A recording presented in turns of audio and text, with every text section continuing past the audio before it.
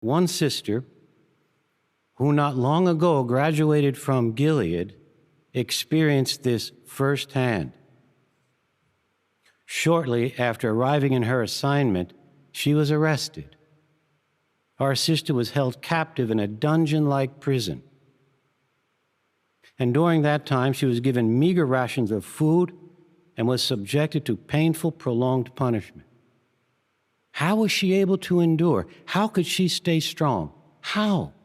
By marching with Jehovah. And she never lost sight of the fact that she was part of an army of marchers. She was marching with the fearsome warrior. In fact, this is what she said. Thinking about my Gilead classmates and visualizing their faces gave me power. I kept their smiling faces in front of me. I imagined where each classmate sat, each row from left to right, front to back. I recalled where they were from, what work they did in their assignments. This made the time go by quickly, and I felt no physical pain at all. I sang in my head kingdom songs. The song I sang the most was Jehovah's Your Name. Another song that touched my heart deeply was song number 38, He Will Make You Strong. I made that song more personal by replacing the pronoun you with me. This song helped me never to give up. I had no Bible, so each day I meditated on Bible teachings such as everlasting life in paradise and a resurrection hope. These meditations gave me deep inner joy and a calm that cannot be described. At times I thought about the possibility of facing death, but the fear of death did not consume me.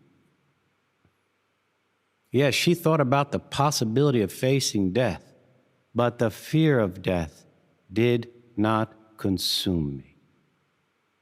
The fearsome warrior Jehovah was marching with her. No prison walls, no bars can block Jehovah from marching with her. And our sister was recently released from prison. It's quite an intense talk, this, isn't it? We're watching governing body helper Mark Noumair, who's a helper to the teaching committee. He's giving the theme March On with Jehovah.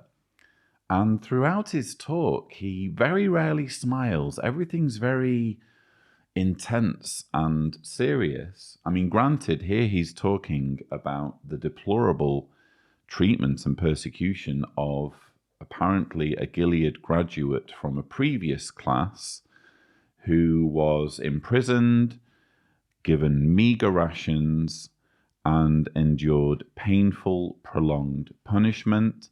As I've said many times on this channel, there is no excuse for treating Jehovah's Witnesses in this way. They are cult victims. They are doing according to their indoctrination. I do personally believe that the governing body members and arguably many of the helpers should go to jail. But even then, I don't believe in painful, prolonged punishment. I think that you can administer justice against, say, the governing body without any form of torture. Although I'm sure there are many ex-Jehovah's Witnesses who would like the torture. That's not me personally. But yeah, there's never an excuse, in my opinion, for governments to mistreat Jehovah's Witness worshippers in the way that we've just heard. And what tends to happen when they do this is that these stories get used for the propaganda machine of the cult of Jehovah's Witnesses so that they can use them to bolster loyalty to the leadership. We see it time and time again.